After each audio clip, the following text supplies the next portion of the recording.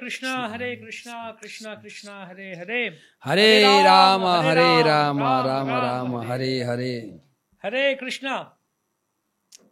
আশা করি সকলে ভালো আছেন, সুস্থ আছেন এবং বর্তমান বিশ্বের পরিস্থিতি যেরকম চলছে, যদিও ভালো থাকার কথা না, সুস্থ থাকার কথা নাই, কলিযুগে আছি আমরা, তার উপর এই দুর্বিপাকময় সময়, দুর্বিপাকময় স্থান, তথাপি আমাদের জীবনে বিশেষ বিশেষ মুহূর্তগুলি আসে, সেই মুহূর্তগুলি উৎসব আমেজে আমরা উদ্দীপনায় কাটাই।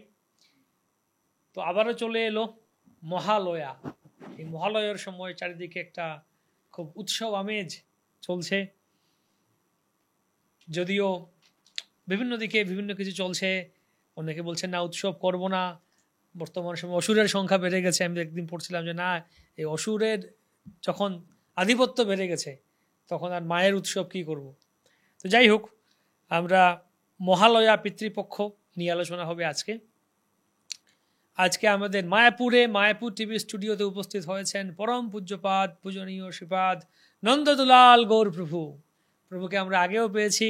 আগেও প্রভু আমাদেরকে বিভিন্ন সময়ে টকশোতে বিভিন্ন গুরুত্বপূর্ণ তত্ত্ব কথা আমাদের সামনে শুনিয়েছিলেন, আমাদেরকে সেই তত্ত্বজ্ঞান উপদেশ প্রদান করেছিলেন।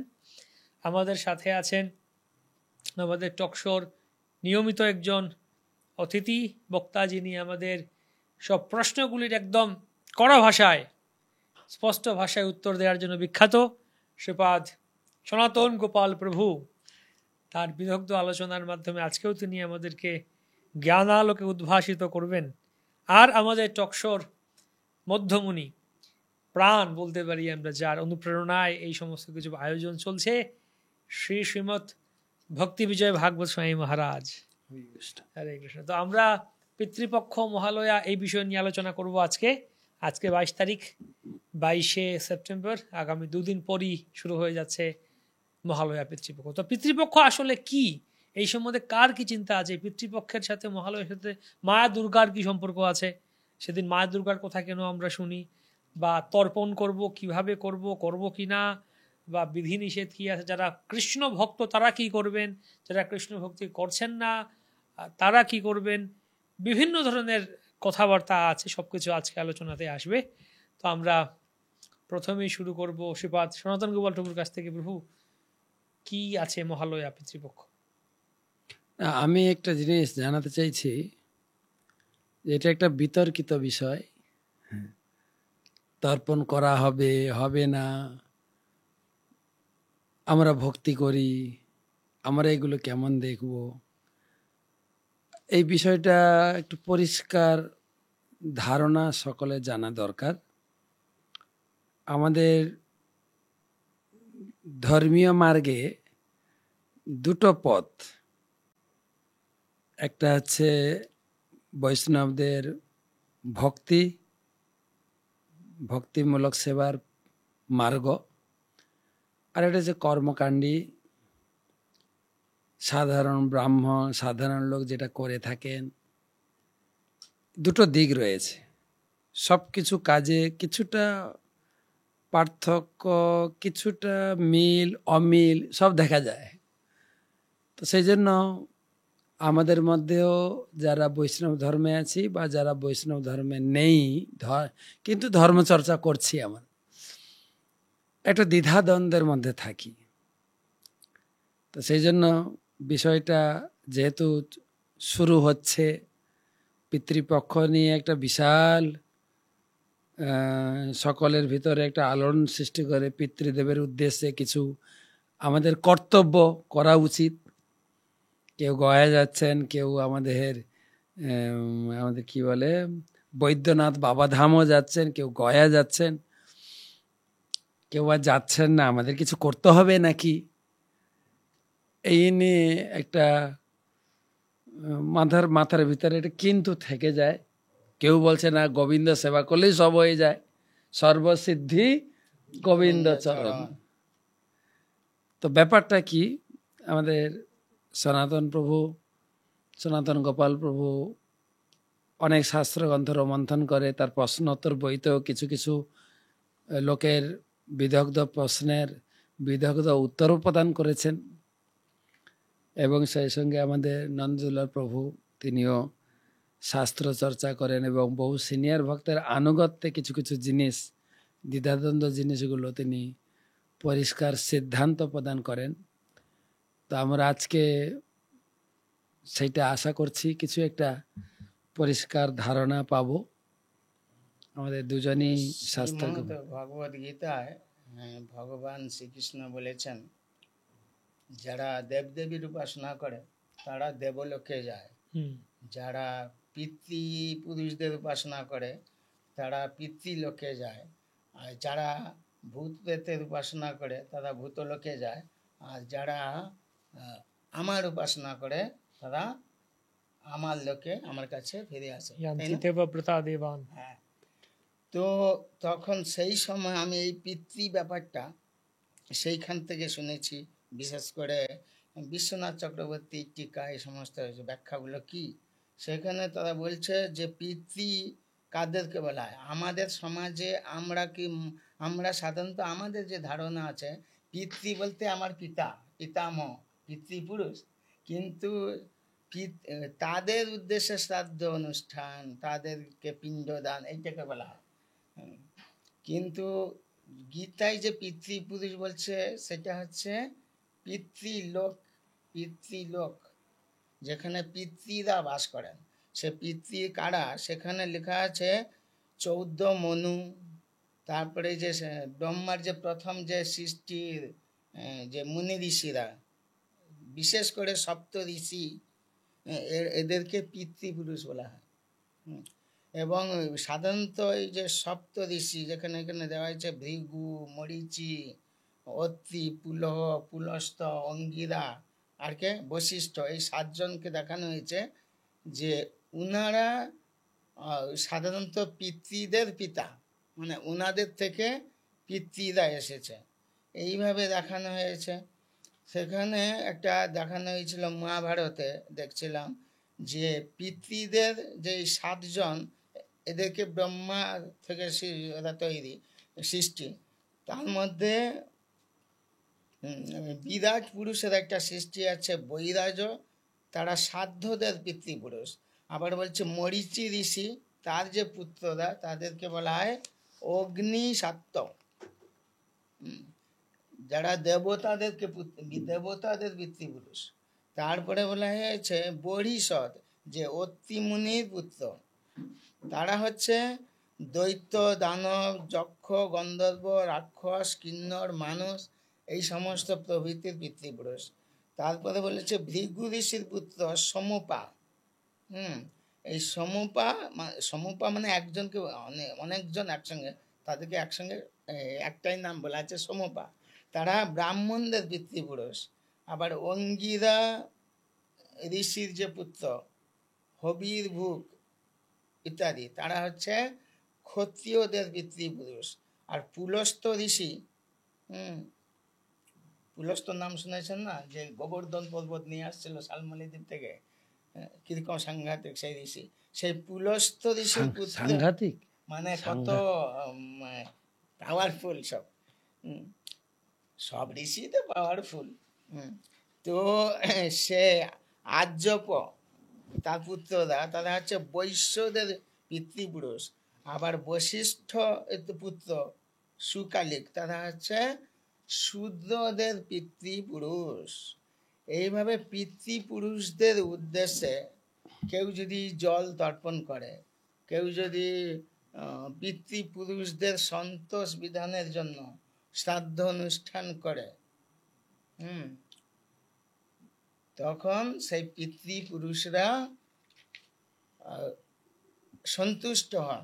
দিয়ে আমাদের কি লাভ হবে না, তারা সন্তুষ্ট হলে আমাদের যে বাসনা থাকে কৃষ্ণ ভক্তি, তারা আশীর্বাদ করে থাকে, কৃষ্ণ ভক্তির আশীর্বাদ করে থাকেন। তো তাদের সেই জন্য তাদের আশীর্বাদ, যেহেতু তারা আমাদের পূর্বপুরুষ, সেই জন্য একটা হিসাব আছে আমাদের গীতায় লেখা আছে না, পঞ্চসুনা যজ্ঞ, 5 রকমের পাপ কর্ম সাধারণত গৃহস্থলী জীবনে হয়ে থাকে। একটা হচ্ছে কি ঝাড়ু দেওয়ার সময় জীব হত্যা, আর একটা হচ্ছে এই সেই জল ভর্তি করার জন্য, আবার আরেকটা হচ্ছে জাঁতা যে ডাল চাল ভাঙার জন্য যে এই রকম মুসল কি বলে, এরকম 5 রকমের আছে, যে 5 রকমের পাপ কর্মের ফল থেকে মুক্ত হওয়ার জন্য প্রতিদিন কিছু করতে হয়, যজ্ঞ করতে হয়, পঞ্চসোনা যজ্ঞ, পাপ মুক্ত হওয়া যায়। সেইটা কত সুন্দর ব্যাপার। সেটা হচ্ছে প্রথম হচ্ছে দেবযজ্ঞ। কি না, যখন আপনি কিছু রান্না করতে যান, তখন কোনো মশলা হোক বা কোনো শস্যদানা হোক আগে অগ্নিতে দিয়ে দিতে হয়, দিয়ে তারপরে রান্না করে। আগেকার দিনে আমাদের এই মা বা দিদিমা ওদেরকে দেখতাম এরকম করতাম। তারপরে এই যে পিতৃপুরুষরা, বিশেষ করে ওনাদের শিক্ষায় আমরা যে পড়াশোনা করছি, শিক্ষিত হচ্ছি, জানছি এসব ঋষিদের কাছ থেকে, সেই জন্য ঋষি যজ্ঞ বলা হয়। সেটা কি বলেন তো, ওই যে অধ্যয়ন করা, গীতা অধ্যয়ন করা, ভাগবত অধ্যয়ন করা, এটা হচ্ছে ঋষি যজ্ঞ। ঋষিরা আশীর্বাদ করে থাকেন। তারপরে রয়েছে পিতৃরা, তাদের জন্য যজ্ঞ করার একটা নিয়ম আছে। আপনি স্নান করতে গেলেন প্রতিদিন, দিয়ে ওই জল নিয়ে তাদের উদ্দেশ্যে ওং পিতৃপুরুষভ্য নমঃ এরকম করা হয়। তো এইরকম জল তর্পণ করা হয়। আর আছে ইয়ে ভূত যজ্ঞ, মানে জীবদেরকে ইয়ের জন্য, যেরকম অবশেষ কিছু খাবার পাখি চড়ুই বিভিন্ন রকমের পশু পাখিদের জন্য দেওয়া হয়, এটা একটা যজ্ঞ। আর একটা হচ্ছে নৃযজ্ঞ, কোনো অতিথি এলো বাড়িতে, তাদের একটু সেবা করা, তাদেরকে কিছু খেতে দেওয়া ইত্যাদি আদর করা, ওটা হচ্ছে নৃযজ্ঞ। এইরকম পঞ্চসোনা যজ্ঞ আছে। এগুলো করলে আমাদের যে নানা রকমের অশুভ এগুলো নষ্ট হয়ে যায়, আমাদের অশুভ দশা নষ্ট হয়ে যায়।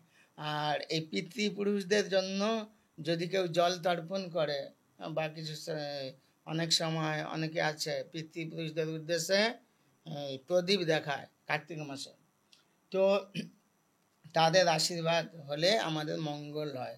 এবং এটা হচ্ছে সাধারণত আমাদের ভাদ্র পূর্ণিমার পর দিন থেকে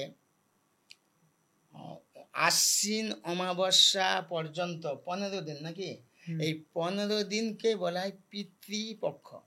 এই পিতৃদের উদ্দেশ্যে সাধারণত জল তর্পণ করে, কেউ শ্রাদ্ধ অনুষ্ঠান করে। আর কোনো কিছু না করতে পারলে একটা বিশেষ তিথি, সেই দিনই সাধারণত সবাই করে থাকে। সেই দিন হচ্ছে শেষ দিন, আশ্বিনী অমাবস্যা বা মহালয়া।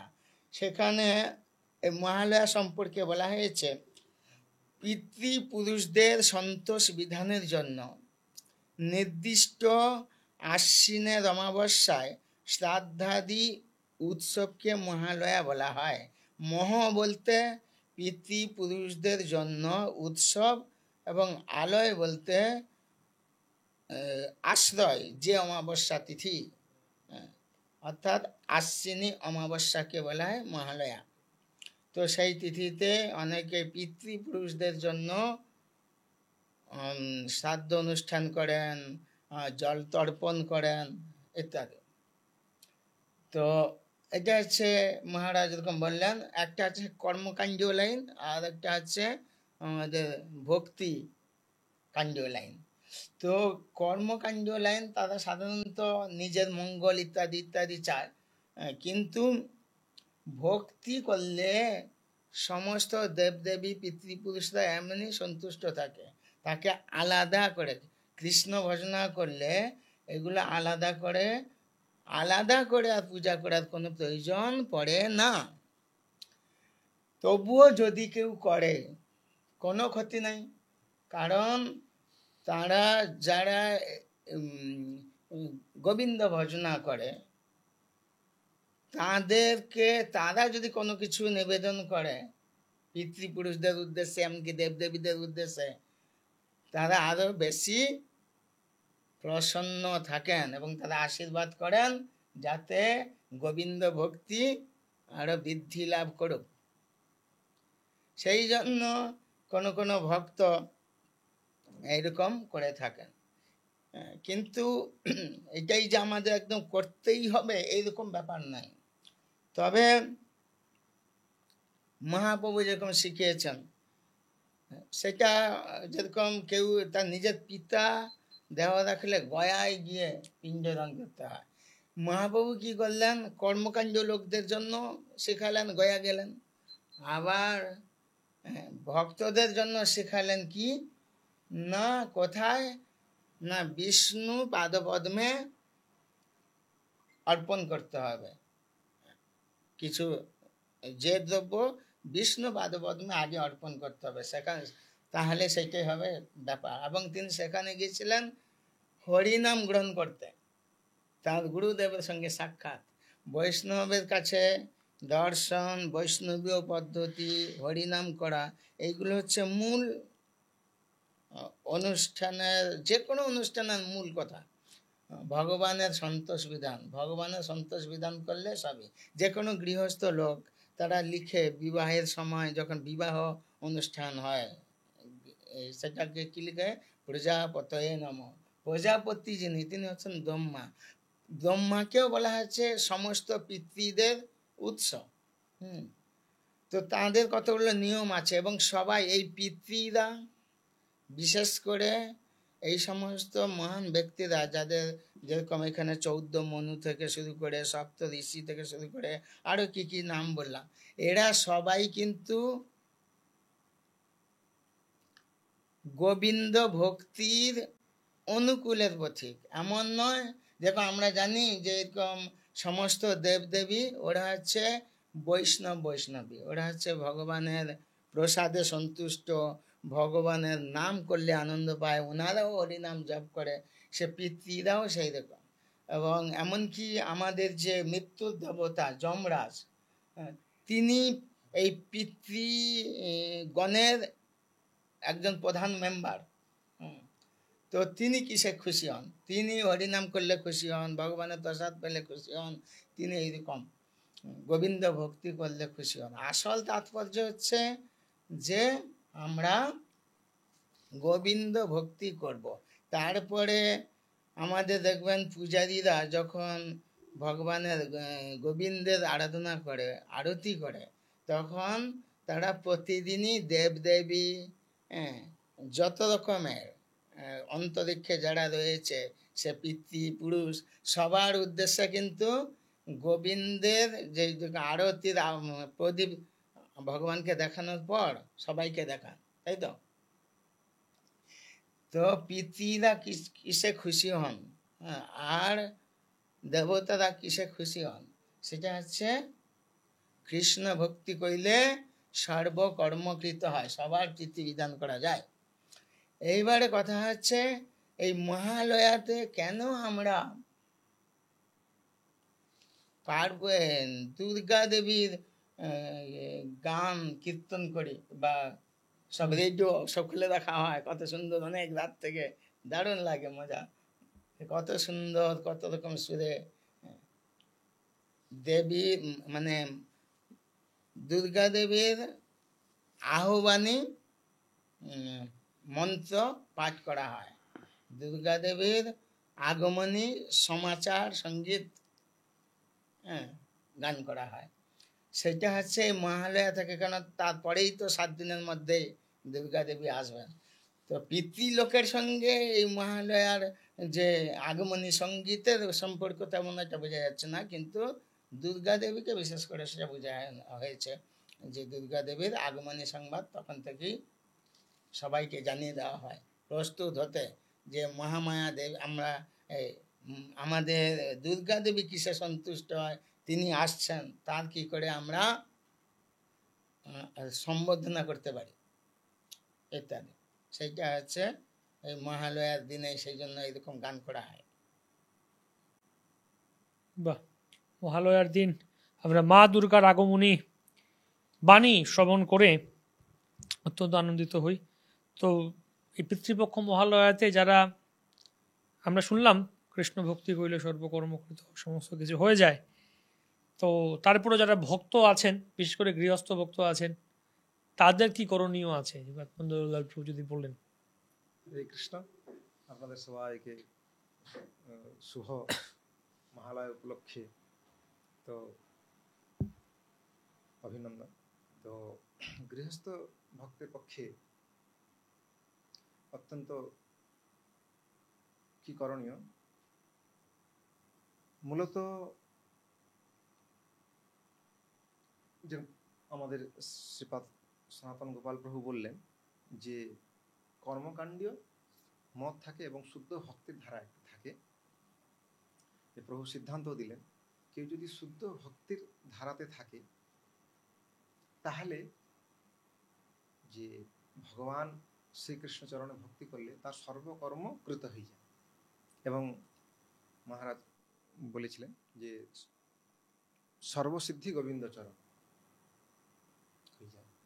তো এমনকি আমরা এটাও দেখেছি যে অদ্বৈত আচার্য প্রভু তিনি একজন আদর্শ গৃহস্থ রূপে তিনি কিন্তু তার পিতৃসাধ্যের প্রথম পাত্র শ্রীল হরিদাস ঠাকুর মহাশয়কে প্রদান করেছিলেন।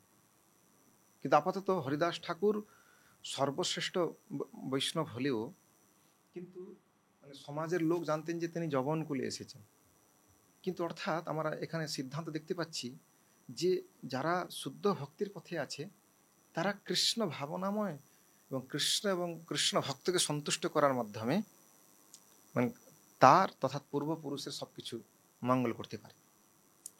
তো এই প্রশ্নটা উত্তর আমি দেওয়ার আগে আরেকটা জিনিস বলে দিই। কেউ বলতে পারে বা বর্তমান যে আধুনিক সভ্যতাতে লোক ধীরে ধীরে শাস্ত্র, সাধু গুরু, শাস্ত্র, ভগবান থেকে ধীরে ধীরে দূরিয়ে যাচ্ছে। তাহলে কেউ বলতে পারে যে এই পিতৃপক্ষ সাধ্যের আদির কি বা প্রয়োজন, হ্যাঁ, বা কেউ যুক্তি করতে পারে যে ভগবদ্গীতার সিদ্ধান্ত অনুযায়ী কর্ম অনুযায়ী সবকিছু হচ্ছে, তাহলে এইটা বা কি প্রয়োজন। না, হ্যাঁ, এটা ঠিক ভগবদ্গীতার সিদ্ধান্ত যে আমাদের পূর্ব কর্ম অনুযায়ী ভগবান ইচ্ছাক্রমে সেটা পেতে হচ্ছে। কিন্তু একটা উদাহরণ দিলে বোঝা যাবে। যেরকম মনে করুন আপনার গৃহের আপনার পূর্ব কর্ম অনুযায়ী ভগবান ইচ্ছাক্রমে আপনি সুন্দর গৃহ, অর্থ আদি সবকিছু আপনাকে মিলেছে। মিললেও দেখা গেল আপনি ভুল ক্রমে আপনি ইলেকট্রিসিটির বিল দিতে আপনি ভুলে গেছেন। দেখা যাবে ঠিক নির্দিষ্ট টাইম পরে যে ইলেকট্রিসিটি ডিপার্টমেন্ট এসে ঠিক আপনার লাইনটা কেটে দিয়ে চলে যাবে, কেটে দিবে। কিন্তু দেখুন এখানে আপনি বলতে পারবেন না এইটা দেখুন আপনার কর্ম অনুসারে ঠিক ছিল, কিন্তু এই ছোট্ট ভুল জন্যে এইটা যদিও কর্ম আসছে, এটা আপনার রিসেন্ট আপনাকে এই ভুল, তখন আপনি বলে কে কাটলো, কি হলো, লাইট কেন আমার বাড়িতে নাই, তা সব কিছু জানলেন যে ভুলে গেছি। সেরকম যেহেতু আপনাকে কর্তব্য মানে যে আপনার পুরুষের উদ্দেশ্যে কিছু আপনার কর্তব্য কর্ম থাকে। যেরকম আমরা যে পিতৃপুরুষের কৃপাতে বা পিতা মাতার কৃপাতে এই শরীরটা প্রাপ্ত হয়েছে, তাই তাদের জন্য কিছু করণীয় থাকে। যদি আপনি কৃষ্ণ ভক্ত হন এবং আদর্শ সাধুগুরুর আনুগত্যে শুদ্ধ ভক্তি যাদন করছেন তাহলে চিন্তা নাই। যেরকম প্রহ্লাদ মহারাজ সপ্তম স্কন্ধে আপনি খুব সুন্দর বর্ণনা আছে এখানে। প্রহ্লাদ মহারাজকে ভগবান জিজ্ঞাসা করছেন যে প্রহ্লাদ তুমি কিছু বর চাও। তখন প্রহ্লাদ বলছেন যে হে প্রভু, আমি কোনো বর চাইব না, তাহলে তো আমি সে ব্যবসাদারের মতো হয়ে যাব, কোনো স্বার্থ নেই আপনার ভক্তি করছি। তথাপি যখন ভগবান বারবার তাকে বলছেন তখন বলছে প্রভু তাহলে আপনি কৃপা করুন, আমার এই পিতা যে খুব নিষ্ঠুর ছিল, হিংস্র ছিল, আসরিক গুণাবলীতে পূর্ণ ছিল, তাকে আপনি উদ্ধার করুন। তখন ভগবান নরসিংহদেব তাকে বলছেন তোমার পিতার কথা চিন্তা করতে হবে না প্রহ্লাদ, তুমি যেরকম ভক্তি করছো তোমার ভক্তি প্রভাবে দেখো কি হবে, ত্রিসপ্তভি পিতা পুতঃ, অর্থাৎ হে অনঘ, হে নিষ্পাপ প্রহ্লাদ, এই তোমার ভক্তি প্রভাবে মানে 7-21 পুরুষ উদ্ধার হয়ে যাবে, মানে পবিত্র হয়ে যাবে, পুতঃ উদ্ধার হয়ে যাবে। তাই তথাপি আমাদের ভক্তগণ বহু সময় কি করে যে যেহেতু ভক্ত মানে সমাজের আদর্শ নেতা, তাই অন্যান্য সবাইকে শিক্ষা দেওয়ার জন্য তাতে যারা মনে করুন কর্মকাণ্ডে মার্গে আছে, নূতন স্তরে আছে, তারা যাতে শাস্ত্র থেকে বিমুখ না হয় সেইটা করার জন্য আদর্শ স্থাপন করে এবং নিজের মধ্যে আচরণ করে। তারা কি করবে মূলত যে পিতৃপক্ষতে তারা প্রতিদিন যেরকম ভগবানের ভক্তি করছে গৃহস্থ ভক্ত, তারা সেরকম করবে। যেরকম মঙ্গল আরতি এবং ভগবানের দিব্য নাম 4টে নিয়ম পালন, যেরকম এই যে ভগবানের সেবা পূজা করবে, তার সাথেও তারা যদি ইচ্ছা প্রকাশ করে, মানে জগৎকে শিক্ষা দেওয়ার উদ্দেশ্যে যে তারা ভগবানের প্রসাদ পিতৃপুরুষদের উদ্দেশ্যে অর্পণ করতে পারে, তাহলে ভগবানের প্রসাদ পাওয়ার ফলে, মানে আমাদের পূর্বপুরুষ প্লাস প্রভু যেটা বললেন যে মনু আদি বিভিন্ন আমাদের ঋষি মুনি গণ আদি ভগবানের প্রসাদে তারা অত্যন্ত প্রীতি লাভ করে থাকেন। এটা অত্যন্ত গুরুত্বপূর্ণ যে তথাপি ভক্ত, ভগবানের ভক্ত, যদিও এরকম নিয়ম নীতির কোনো বাধ্যবাধকতা নাই, তথাপি আমরা শ্রীপাদ সনাতন গোপাল প্রভু বললেন যে মহাপ্রভু একাধারে 2টি শিক্ষা দিলেন, যে যারা কর্মকাণ্ড মার্গে যারা আছে তারা যাতে এটা পালন করে, কেননা এটা করার মাধ্যমে ধীরে ধীরে ধীরে ধীরে ধীরে ধীরে তারা শুদ্ধ ভক্তির পথে আসতে পারবে। প্লাস আরেকটা শিক্ষা দিলেন যে ভক্তদের মার্গ, একটা শিক্ষা দেয়। যেরকম শ্রীমন মহাপ্রভু চৈতন্য ভাগবত একটা সুন্দর উপাখ্যান আছে যে শ্রীমন মহাপ্রভু যখন অদ্বৈত ভবন যাচ্ছিলেন, ওনার প্রিয় পার্শ্বদ শ্রীমন নিত্যানন্দ প্রভু, অভিন্ন দেহ নিত্যানন্দ প্রভু যাচ্ছিলেন, ওইখানে একটা মানে সন্ন্যাসী দেখা দিল, দাড়ি সন্ন্যাসী। দাড়ি সন্ন্যাস মানে সন্ন্যাসী, কিন্তু ওনার স্ত্রীও আছে, ইত্যাদি ইত্যাদি, মানে একটা আশ্রম ছিল। তখন মহাপ্রভু বলছেন যে সন্ন্যাসীর বাড়ি চলো। তখন এখন খুব সুন্দর প্রসঙ্গ আছে, আমি সংক্ষেপে বলছি। তখন মহাপ্রভু যখন সন্ন্যাসীকে প্রণাম করেছেন, তখন উনি আশীর্বাদ করছে যে তোমার ধন জন ইত্যাদি লাভ হোক। তখন বলছে যে হে গোসাই, এইটা তো আশীর্বাদ নয়, আপনি কৃষ্ণ ভক্তি হয়ে এটা আশীর্বাদ। তখন উনি অসন্তুষ্ট হয়ে গেছে। দেখো কলিযুগে সব উল্টা, আমি ভালো উনাকে আশীর্বাদ দিলাম ধন জন আদি লাভ হোক, আর উনি বলছে কৃষ্ণ ভক্তি লাভ। তখন মহাপ্রভু তাকে বুঝিয়েছে যে দেখো অ্যাকচুয়ালি, তখন মানে সন্ন্যাসী বলছেন, এই যে দাড়ি সন্ন্যাসী, যে তাহলে এই যে গঙ্গা স্নান আদি বেদের যে এইসব কর্মকাণ্ড বাণী, এইটা কি তাহলে মিথ্যা? তখন মহাপ্রভু বলছে দেখো এইগুলো কি হয়েছে, বেদ সবাইকে কৃপা করেছেন, সবাই তো আর শুদ্ধ ভক্তি মার্গে আসবে না, ধীরে ধীরে তারা আসবে। যেরকম গঙ্গা স্নানের ফল বলা হচ্ছে পুত্র লাভ, মানে পাপ নষ্ট ইত্যাদি, কিন্তু সে গঙ্গার প্রভাবে ভগবানের চরণামৃত, ভগবানের মানে ব্রহ্মস্বরূপ, মানে লিকুইড ফর্ম অফ ব্রহ্ম, জলব্রহ্ম, তার স্পর্শ প্রভাবে কি হবে, তার হৃদয় নির্মল হবে এবং ধীরে ধীরে সে গোবিন্দ প্রেম লাভ করতে পারবে। কিন্তু এসেছিল কেন না, পুত্র বা ধন আদি বা পাপ খণ্ডনের আশায়, কিন্তু লাভ হলো সেই রকম। ঠিক সেইভাবে আমাদের শাস্ত্রে যে বিভিন্নভাবে বর্ণনা করা হয়েছে, ধীরে ধীরে মানুষ এটা করার মাধ্যমে শুদ্ধি লাভ করে। যেরকম ভগবান গীতাতে বলছেন যে পাবনানি মনীষিণাম, যে দান যজ্ঞ আদি কি করে, যে মনীষীদের মধ্যে মানে পবিত্র করে।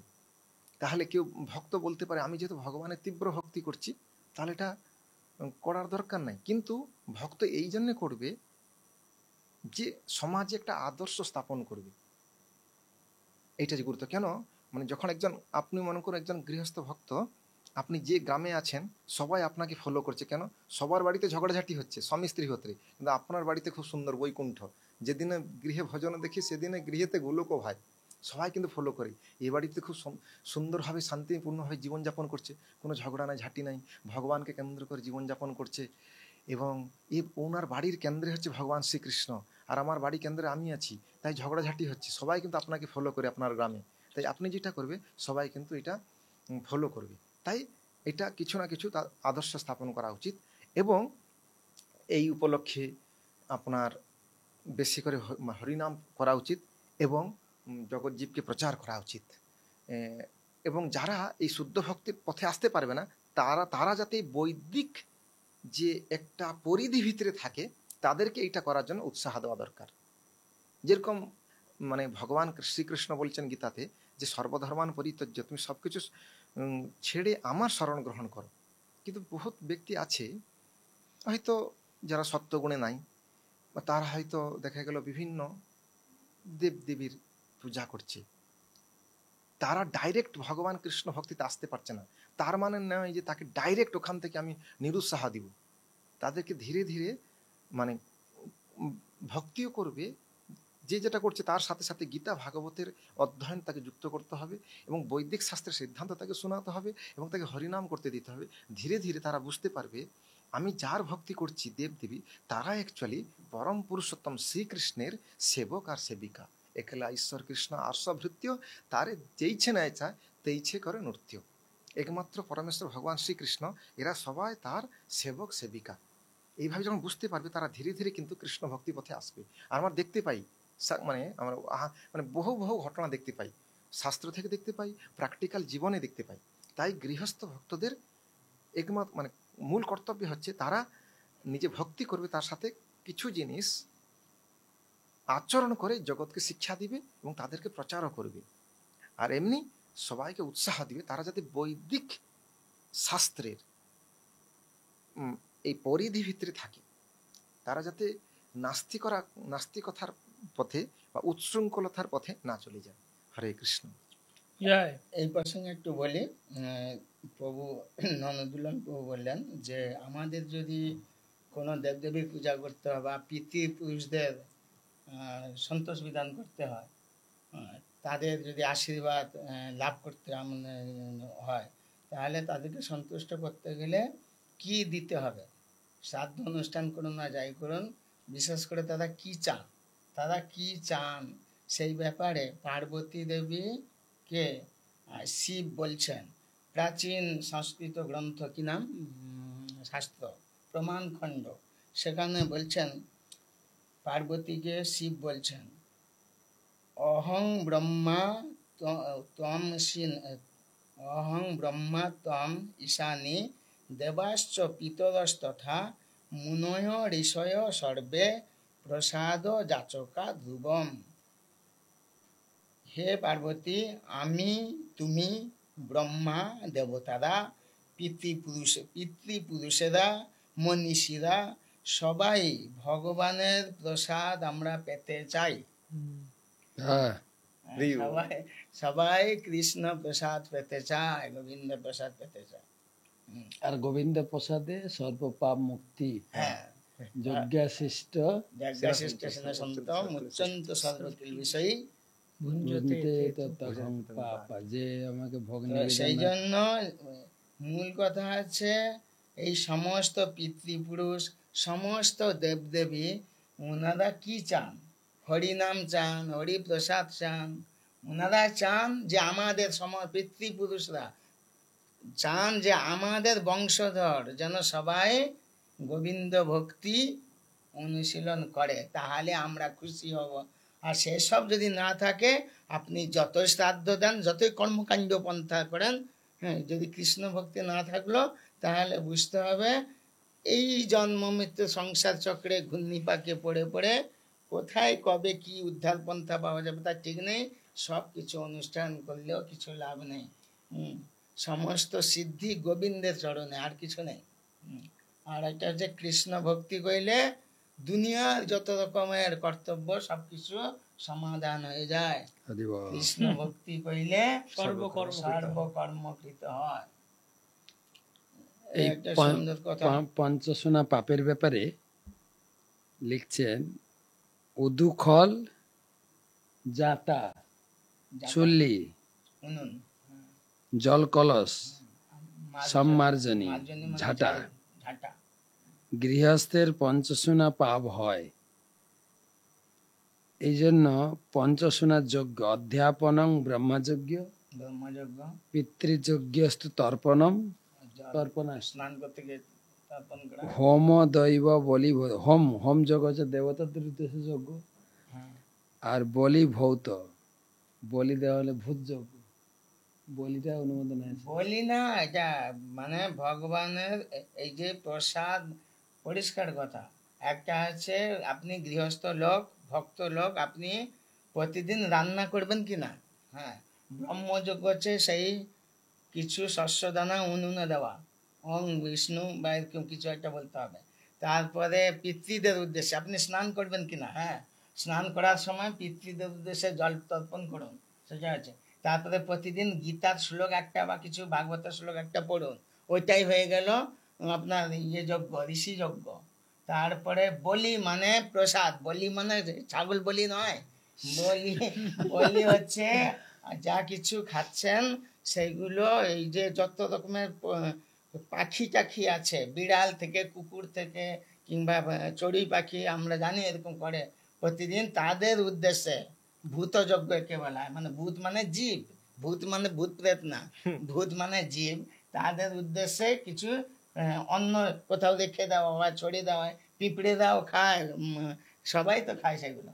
সেটাও প্রভুপাদ বলেছিলেন যে তোমাদের ঘরে টিকটিকিটাও যেন ইয়ে ক্ষুধার্ত না থাকে। প্রভুপদের পিতা হ্যাঁ। ইয়ে দিত। তারপরে তার বাবা ইঁদুরের জন্য সে চাল রাখতো, সে কিছু খাক, নাহলে তো রেগে মেগে সব কাপড় কেচে দিচ্ছে।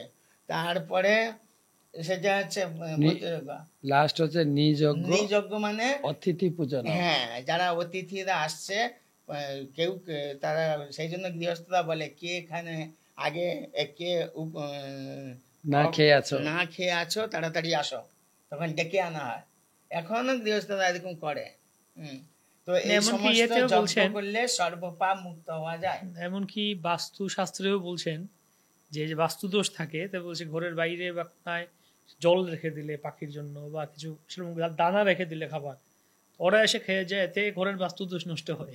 হ্যাঁ, প্রতিদিন একটা একটা যেরকম হাঁড়ি হোক বা কোনো পাত্র হোক, সেখানে সামনে থাকবে, জল থাকবে, গরু আসে, ষাঁড়গুলো আসে, কোনো প্রাণী আসে, কাক আসে বা অন্যান্য পাখিরা, আমার একটা ছোট্ট ইয়েতে আমি রাখি, সেটা কেউ কেউ পাখিগুলো, চড়ি পাখিগুলো জল খেতে আসে, আর কোন শালিক এসে একদম স্নান করে ওইটা পাত্রটা উল্টে। আমাদের ইয়েতে মায়াপুরে ওনারা আছে কি, মায়াপুর ক্লিন গ্রিন, ওরা এরকম সিমেন্ট দিয়ে ওই ইয়ের মতো বানিয়েছে যে কুকুর টুকুর চারা তাদের জল খাওয়ার জন্য, তো ভিডিও করে পাঠাচ্ছে একজন গ্রুপে যে কুকুরেরা গিয়ে ওখানে জল খাচ্ছে, কোনায় কোনায় রেখে দিয়েছে। এগুলো রাখতে হয়, কারণ এইগুলো রাখলে আমাদের যে বাস্তু দোষ প্রভু বলেন ওইটা কেটে যাবে। আমাদের রাহু দশা, শনি দশা, যত রকমের গন্ডগোল, সব দশা কেটে যাবে যদি শুধু এই সমস্ত ছোট ছোট জিনিস দৈনন্দিন জীবনে, কিছুই না। কোনো একজন লোক এসেছে, সে ক্ষুধার্ত, তাকে যদি কিছু দেন সে এত আনন্দ পাবে, আর লাভটা হবে আপনার, যে আপনার সমস্ত যে গ্রহ দশা থেকে আপনি মুক্ত হয়ে যাচ্ছেন। যার জন্য আপনাকে যেতে হবে না, সেই পাথর পড়তে হবে না, আংটি করতে হবে না, আর সেই অ্যাস্ট্রোলজার কাছে নানা রকমের ভাগ্য বুঝতে যেতে হবে না। এইগুলো হচ্ছে সহজ সরল গৃহস্থ জীবনের নীতিগুলো। আগেকার দিনে ছিল, এখনো আছে, এখনো কেউ কেউ করে। অর্থাৎ মূল কথা হচ্ছে এটাই, যে মূল নীতিটাই হচ্ছে স্বার্থপর নীতি না হওয়া, স্বার্থপর না হওয়া, নিঃস্বার্থ, যে কারো না কোনো সেবা করা, কাউকে কোনো কিছু সাহায্য করা, এর মাধ্যমেই আমরা আমাদের কর্মফল থেকে মুক্ত হই, যেটা বুঝাতে চাইছি। আর সব থেকে বড় নিঃস্বার্থ হচ্ছে ভগবানের সেবায় কোনো কিছু দান করা, ভগবানের মন্দিরে। অ্যাকচুয়ালি জন্মগ্রহণ করার সাথে সাথে আমরা তিনজনের কাছে ঋণী: দেবর্ষি, ভূতাপ্ত, নৃণাম, নয়নমেনি চ রাজন। পিতৃঋণ, দেবঋণ, ঋষি ঋণ, এই তিনটা আছে মূল ঋণ। তো এখন দেবঋণ থেকে মুক্ত হওয়ার জন্য দেবতাদের উদ্দেশ্যে যজ্ঞ। পিতৃঋণ, বিয়ে করে ছেলে জন্ম দিতে হবে, সে গিয়ে তর্পণ শ্রাদ্ধাদি করবে। আচ্ছা, পিতৃঋণ, দেবতার ঋণ, ঋষি ঋণ, পিতৃঋণ, তিনটা। দেব, ঋষি, ভূত, আপ্ত, নৃণাম, পিতৃণাম, 6টা হয়ে গেল। এমনি এখানে লেখা আছে 3টে ঋণ: দেবঋণ, ঋষি ঋণ আর পিতৃ মানে এখানে মাও ঢুকবে। তো পিতৃঋণ থেকে মুক্ত হতে গেলে আপনাকে বিয়ে করে ছেলে সন্তান জন্ম দিতে হবে, সেই ছেলে পিণ্ড দেবে, তবে উদ্ধার পাবে। আচ্ছা, দেবতার ঋণ, দেবতাদের উদ্দেশ্যে যজ্ঞ করতে হবে। ঋষি ঋণ, প্রতিদিন গীতা ভাগবতম পড়ে মার্গদর্শনে যেতে হবে। কিন্তু সর্বাত্মনা চ শরণম শরণম গোবিন্দ মুকুন্দ অপহৃত কর্তম বলা আছে, পিতৃঋণ বা মায়ের বুকের এক ফোঁটা দুধের ঋণ শোধ করা যায় না। তাই কেউ যদি গোবিন্দের চরণে আত্মসমর্পণ, গোবিন্দ বলছেন সব দোষ মাফ করে দেবো আমি, সর্বধর্মান পরিত্যাগ। তাহলে আর তোমাকে, আর এটা তো ভাগবতমে রয়েছে। চৈতন্য মহাপ্রভু প্রমাণ করে দেখালেন, যখন গয়াতে, যেটা প্রসঙ্গ আসছিল, গয়াতে যে পিণ্ডদান করতে গেলেন, প্রভু বলে গয়া যাত্রা সফল আমার যতক্ষণ দেখিনু চরণ তোমার। যখন ঈশ্বরপুরীকে দর্শন করলেন, মহাপ্রভু তো তিনি রাগ মার্গ ভক্তি প্রচার করতে এসেছিলেন, রাগমার্গ ভক্তি মানে ভক্তির চরম পরাকাষ্ঠা, গোপী ভাব, রাধা ভাবের ভক্তি জগৎকে দিতে এসেছিলেন। তো তিনি গয়াতে যাননি। তার পিতা যখন দেহত্যাগ করলেন, তার তর্পণাদি বা পিণ্ডদানাদি ক্রিয়ার জন্য গয়া যেতে চাননি, কিন্তু লোকাল ব্রাহ্মণ কাজীর কাছে অভিযোগ দিলেন। তখন মহাপ্রভু গেলেন, দুটো শিক্ষা দিয়েছেন, যেটা হচ্ছে কর্মকাণ্ডী লোক যারা গৃহস্থ লোক তাদের জন্য একটা দিলেন না, পিতামাতা মারা যাওয়ার পরে একটু পিণ্ডদান করতে হয়। কিন্তু গিয়ে কি শিক্ষা দিলেন? প্রভু বলে গয়া যাত্রা সফল আমার যতক্ষণ দেখিনি চরণ। আমার গয়া যাত্রা এখন সফল হলো যেহেতু আপনার চরণ দর্শন করলাম। ঈশ্বরপুরীকে বলছেন, তীর্থে পিণ্ড দিলে সে নিস্তরে প্রীতি, তীর্থে গিয়ে যার নামে পিণ্ড দেওয়া হবে সে উদ্ধার পাবে, কিন্তু না, তীর্থে পিণ্ড দিলে সে নিস্তরে পিতৃগণ, সেও যারে পিণ্ড দেয় স্তরে সেই জন, যার নামে পিণ্ড দেবে সে উদ্ধার পাবে। কিন্তু তোমার মতো মহান বৈষ্ণবের, আপনার মতো মহান বৈষ্ণব দর্শন করলে কোটি পিতৃগণ বাহ, সেই ক্ষণে সর্ববন্ধ পায় বিমোচন। বাপরে বাপ। 1 কোটি পিণ্ড উদ্ধার হয়ে যাবে। মহাপ্রভু মহাপ্রভু বলছে যদি শুদ্ধ বৈষ্ণবের দর্শন মাত্রই কোটি পিণ্ড উদ্ধার হয়ে যাবে। কোটি পিতৃগণ তারা সবাই সেই ক্ষণে সর্ববন্ধ পায় বিমোচন, অতএব তীর্থ নহে তোমার সমান, তীর্থেরও পরম তুমি মঙ্গল প্রধান। সংসার সমুদ্র হইতে উদ্ধার হ মোরে, এই আমি দেহ সমর্পিলাম তোমারে। কৃষ্ণ পাদ পদ্মের অমৃত রসপান, আমারে করাহ তুমি এই চাহি দান। মহাপ্রভু শিক্ষা দিয়ে গেলেন যে ভক্তির তাৎপর্য যেখানে শুধু, যেটা আপনি বললেন মানে যে ত্রিসপ্তকুল, নরসিংহদেব যখন প্রহ্লাদ মহারাজকে আশীর্বাদ দিচ্ছিলেন যে তুমি কিছু বর চাও, আমি তোমার জন্য খুব সন্তুষ্ট, নরসিংহ শুধু শুধু তার বাবার জন্য বলছিল সদ্গতি হয়, বলছে তুমি আমার বাবা কেন, একবারে তোমার 21 পুরুষ, ত্রিসপ্তকুল, ত্রিসপ্ত মানে 3 সাথে 21, হ্যাঁ। 3 সাথে 21। হয়ে যাবে। আবার একটা আমি শ্লোক পড়ছিলাম, ওটা কোথাকার সূত্র দেখতে হবে, যে পরিবারে কেউ যদি করে সন্ন্যাস, 3 কোটি পুরুষ হয় বৈকুণ্ঠে বাস। 3 কোটি, এখানে 1 কোটি। 3 কোটি বৈষ্ণব মানে সন্ন্যাস মানে বৈষ্ণব ধর্মের যে শুদ্ধভাবে যদি ভগবানের জন্য গোবিন্দ শরণাগত হয়, সে 3 কোটি পূর্বপুরুষকে। যখন বিশ্বরূপ সন্ন্যাস নিয়ে চলে গেলেন তখন এই কথাটা এসেছিল? হ্যাঁ, এই কথা চৈতন্য ভাগবত, ও, তার মানে চৈতন্য ভাগবতে? চৈতন্য ভাগবত। বা যাই হোক, আমি পড়েছি, কথা মনে পড়ছে। জয়। তো আমরা এই যে তত্ত্বগুলি মন্থন করে তত্ত্বগুলি বেরিয়ে আসছে যে কি করব, কি করণীয় আমাদের, বা এই যে সমাজের লোকেরা বলে এটা না করলে এটা হবে না, ওটা না করলে ওটা হবে না, সব কিছু কথার মূলেই তারা যে এই যে কর্মকাণ্ডীয় বিধিবিধানগুলি আছে সবগুলি কথার মূল হচ্ছে ভগবানের ভক্তি করা, ভগবানকে সন্তুষ্ট করা। যজ্ঞের কথা সব জায়গায় বলা হচ্ছে, যজ্ঞ মানে হচ্ছে ভগবানকে সন্তুষ্ট করা। আর আমরা এই হরিনাম সংকীর্তনের কথা শুনতে পাচ্ছি, শ্রবণ করছি। এই পিতৃপুরুষদের উদ্দেশ্যে ঠিক আছে, ভগবানকে ভক্তি করে আমরা সন্তুষ্ট করতে পারি, প্রভু যেটা বললেন, চন্দ্রলাল প্রভু যেটা বললেন। তারপর মহালয়া আসছেন, মা দুর্গা। তো এই মহালয়া সম্বন্ধে একটু আমরা শুনি যে মহালয়ার এই পিতৃপক্ষের 15 দিন সময় আছে, 15 দিনের মধ্যে পিতৃপুরুষের উদ্দেশ্যে তর্পণ আদি করেন। এদিকে মা দুর্গা আসছেন, দুর্গা পুজো সম্বন্ধে আমরা পরে আলোচনা করবো, যদিও তার আগেও এই সময়টা আমরা কিভাবে নিজেদেরকে প্রস্তুত করতে পারি। আমি ওই মহালয়াতে ঢোকার আগে চৈতন্য চরিতামৃতের আরেকটা, এটা গেল চৈতন্য ভাগবতের কথা, যে কোটি পিণ্ড উদ্ধারে গয়া যাত্রা। আরেকটা আমরা সুবুধি রায়ের কাহিনী শুনি। সুবুধি রায় তিনি ছিলেন এই গৌড়ের অধিকারী, তার অধীনে কাজ করতেন হোসেন শাহ। তো হোসেন শাহকে কখনো একটা শাসনের ছলে তাকে বেদ দিয়ে বা চাবুক দিয়ে পিটিয়েছিলেন, সেটা তার গায়ে দাগ পড়েছিল। যখন পরবর্তীকালে হোসেন শাহ হয়ে গেল নবাব, তখন হোসেন শাহের গায়ের সেই চাবুকের দাগ দেখে স্ত্রী তার অঙ্গে দেখে মারণের চিহ্ন, সুবুদ্ধি রায়ের মারিতে চাহে রাজস্থানে। তো তার স্ত্রী বলছে এটা কিসের দাগ?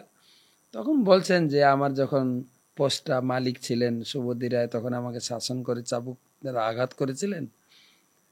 তো রাজা কহে আমার পোস্টটা হয় রায় পিতা তাহারে মারি মামু ভালো নহে কথা। তখন তার স্ত্রী বলছেন তা তুমি এখন রাজা, তুমি তার প্রতিশোধ না। আরে উনি আমাকে এত করে সুন্দর করে শিখিয়েছেন, দোষ ত্রুটি ধরিয়ে দিয়েছেন, তার আমি কি করে প্রতিশোধ? মানে তাকে মারতে হবে। তো তুমি যদি না মারতে পারো, স্ত্রী কহে জাতি লহ যদি প্রাণে না মারিবে, রাজা কহে জাতি নিলে ইহ নাহি জিবে, জাতি ও বাঁচবে না। স্ত্রী মারিতে চায়, রাজা সংকটে পড়িল, করোয়ার পানি তার মুখে দেওয়া। তখনকার দিনে ব্রাহ্মণ সমাজ এত কঠিন ছিল, মুসলমানদের করোয়ার পানি মানে বদনার পানি নাকি নাকি হুকোর পানি, পাত্র টাইপের, ওদের পাত্রের জল সুবুদ্ধি রায়ের মুখে ছড়িয়ে দিয়েছেন বা মুখে দিয়েছেন। তাতেই ব্রাহ্মণগণ সুবুদ্ধি রায়কে জাতিচ্যুত করে দিলেন। তবে সুবুদ্ধি রায় সেই ছদ্ম পাইয়া বারাণসী আইলা সব বিষয়ে ছাড়ি। ব্রাহ্মণগণ তাকে পরিত্যাগ করলেন, সমাজচ্যুত, জাতিচ্যুত। আর সুবুদ্ধি রায় কোথাও স্থান না পেয়ে ঘুরতে ঘুরতে বারাণসীর, তখন বারাণসীতে সমস্ত পণ্ডিতদের বাস। তো এই যে করোয়ার পানি মুখে দিয়েছেন তাতেই পাপ হয়ে গেছে। তো সুবুদ্ধি রায় বারাণসী গিয়ে জিজ্ঞাসা করছেন, বারাণসী আইলা সব বিষয়ে ছাড়িয়া, তবে সুবুদ্ধি রায় সেই ছদ্ম পাইয়াছে। প্রায়শ্চিত্ত পুছিলাতিও পণ্ডিতের গণে, বড় বড় পণ্ডিতের কাছে গিয়ে বলছেন আমার এই প্রায়শ্চিত্ত কি? আমার মুখে করোড়ার পানি দেওয়া হয়েছে, জাতি চলে গেছে। তারা কহে, দেখ সুন্দর সিদ্ধান্ত, তারা কহে তপ্ত ঘৃত খাইয়া প্রাণ ছাড়ো। এটা হচ্ছে তোমার প্রায়শ্চিত্ত। ঘি খেতে হবে, যে মরতে হবে। হ্যাঁ, তাহলে তুমি এই পাপ থেকে মুক্ত হবে, তো হয়ে আবার পরে ব্রাহ্মণ হবে বা আবার হিন্দু হবে। ভালোই চলছে। তখন আরেকজন বলছে না না না, কেহ কয়ে এ নহে অল্প, এ অল্প দোষ না, তোমার অনেক বড় পাপ হয়েছে। শুনিয়া রাইলা রয় করিয়া সংশয়।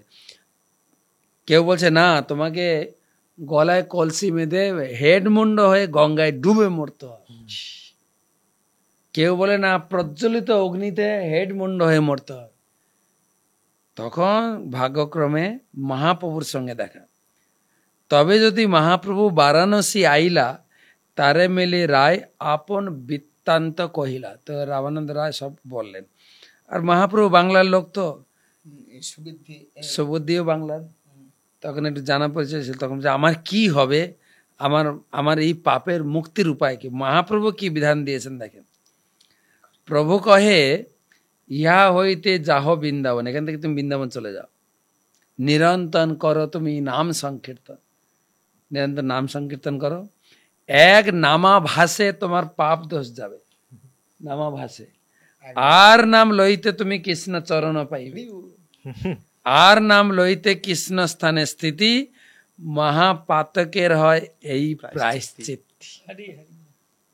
3 বার হরিনাম, 3 বার হরিনামে ভগবত দাম। তাহলে হরিনামকে বেশি গুরুত্ব প্রদান করা হয়েছে, যেটা হয়েছে। তো এই সুবুদ্ধি রায় বৃন্দাবনে ছিলেন। এবং যখন আমি শুনলাম যে এই বাংলা থেকে বাঙালি ভক্তরা যখন বৃন্দাবনে যেতেন, তো ভাত অন্ন খেতে পেতেন, অন্ন, সর্ষের তেল, সর্ষের তেল লেখা আছে। বাঙালিরা সর্ষের তেল খেতে পছন্দ করে, তাদের জন্য সর্ষের তেল ম্যানেজ করতেন। ভাত, সুবুদ্ধি রায়ের সেবা ছিল সবার জন্য, বাঙালিদেরকে এন্টারটেনমেন্ট করা, আলু মাখা, সর্ষের। তো এবারে ওই মহালয়া, হ্যাঁ মহালয়ার বিষয়টাতে আমরা তাহলে মহালয়ার, আচ্ছা এই যে 15 দিন পিতৃপক্ষ, তাহলে কি করণীয় আছে নিয়মিত? এই 15 দিন এর কোনো বিধিবিধান আছে কিনা, বা আর কি কি ভক্তদের জন্য আর একটু বেশি কি কি করতে পারেন এই 15 দিন?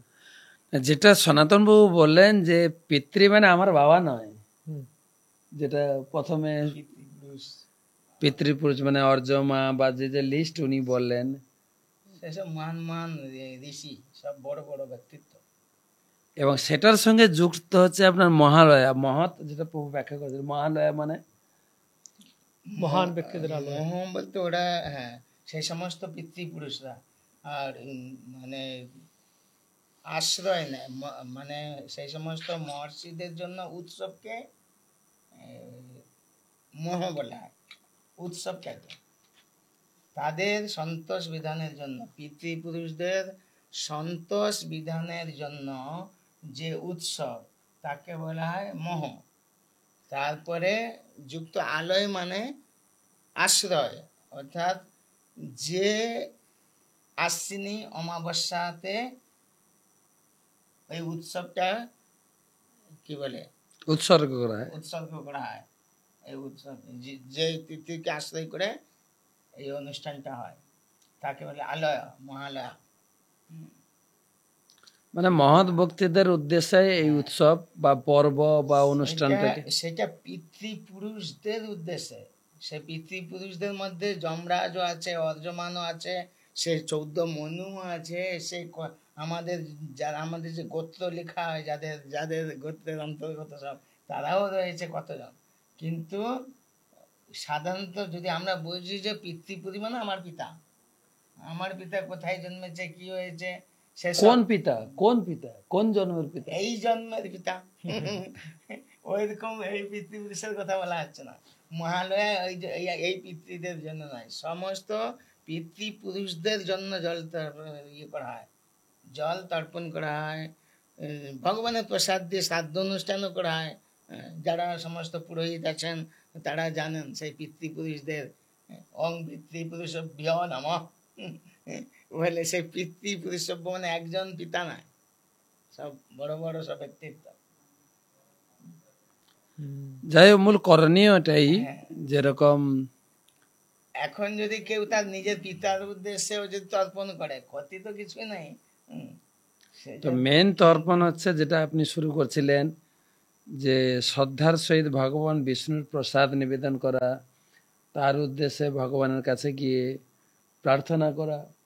যেরকম আমাদের এই এই এই এই সময় আমাদের গঙ্গাসাগর মেলায়, যে কপিল দেবের আশ্রমের সম্মুখে গঙ্গার সাগরে মিলন, সেখানে গিয়ে গঙ্গা স্নান, কপিল ভগবানকে পূজা নিবেদন করা এবং তীর্থযাত্রীদের প্রসাদ বিতরণ করো, হরিনাম কীর্তন বিতরণ করো, এগুলো ঠিক আছে, যেগুলো মহদালয়, মহালয়া। তবে মহালয়া জানি না, এটা আমরা আগে দেখেছি বাড়িতে যখন ছিলাম, এই মহালয়ায় যে সকালে যে চণ্ডী পাঠ, সেখান থেকে একটা সূচনা শুরু হয়ে, আজ থেকে মনে হয় দুর্গাপূজা শুরু হয়ে গেল। হ্যাঁ, তো যদিও দুর্গাপূজা সম্বন্ধে আমরা একটা আলাদা এপিসোড করব, এখন থেকে শুরু করি, মহালয়া থেকে শুরু করি। মহালয়ার সূচনা এখন আজকে প্রায় টাইম শেষের দিকে। তো আগামী পর্বে আগামী রবিবার দুর্গা সম্বন্ধে আলোচনা হবে।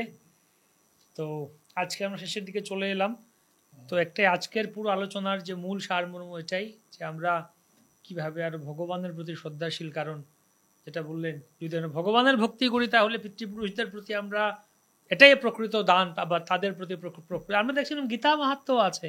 গীতা মাহাত্মের, গীতার অনেকগুলি অধ্যায়ের মাহাত্মে, কোন একটা অধ্যায়ের মাহাত্মে বলছেন, এরকম দ্বিতীয় না তৃতীয় অধ্যায় এরকম মাহাত্মে বলছেন যে কোনো পিতৃপুরুষ মারা গেছেন, পরে উনি বললেন তার এই বংশধরকে গীতার অমুক অধ্যায়টা পড়ো, তাহলে আমাদের উদ্ধার হবে।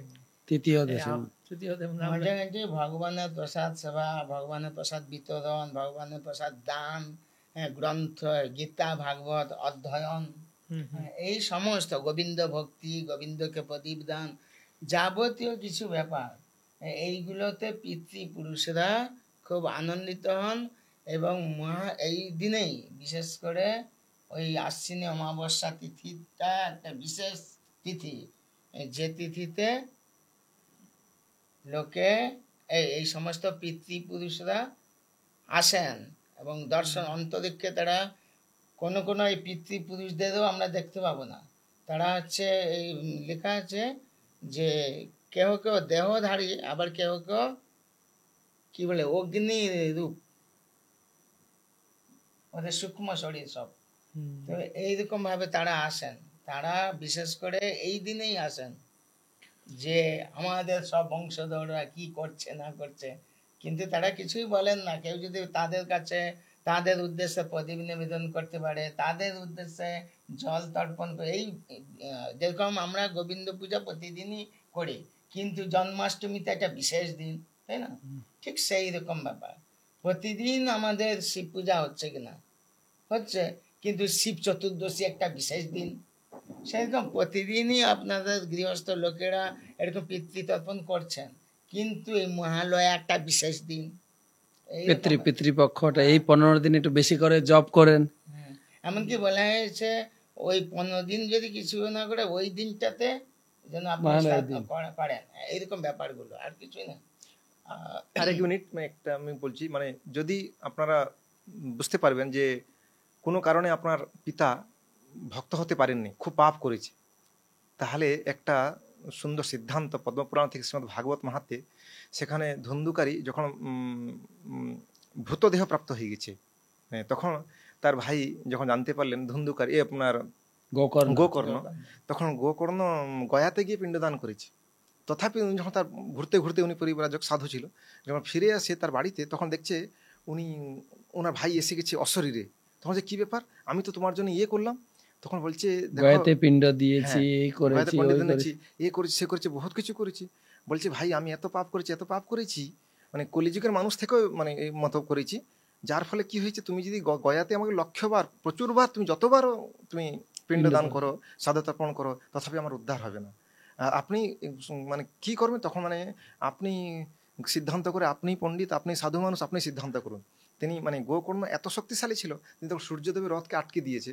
সূর্যদেব বলছেন যে তুমি মানে সূর্যদেবের নির্দেশে, সাধু সন্তের সবকিছু নির্দেশে, মহাজনের নির্দেশনে সিদ্ধান্ত কি হলো না, একমাত্র শ্রীমৎ ভাগবত যদি সম্পূর্ণ সে অধ্যয়ন করে, তাহলে মানে শ্রবণ করে, তাহলে এই ধুন্ধুকারী যিনি প্রেত শরীরে ছিল তিনি উদ্ধার পেতে পারবে। তারপরে গোকর্ণ পুরা ওনাকে বসিয়ে মানে মানে বাঁশের ভিতরে বসিয়ে এবং সবাইকে এই ভাগবত শ্রবণ করিয়েছিল, তিনি উদ্ধার পেয়েছিল। মানে একটা গুরুত্বপূর্ণ সিদ্ধান্ত কি দেখুন, মানে যারা ভক্ত হচ্ছে না, সদ্গুরুচরণ আশ্রয় আনি হরিনাম করছে না, এই কলিযুগে যেভাবে মানুষ পাপ করছে, মানে আমাকে তো মনে হয় ধুন্ধুকারী তার কাছে মানে মানে ছোট ছেলে, মানে এত পাপ করছে।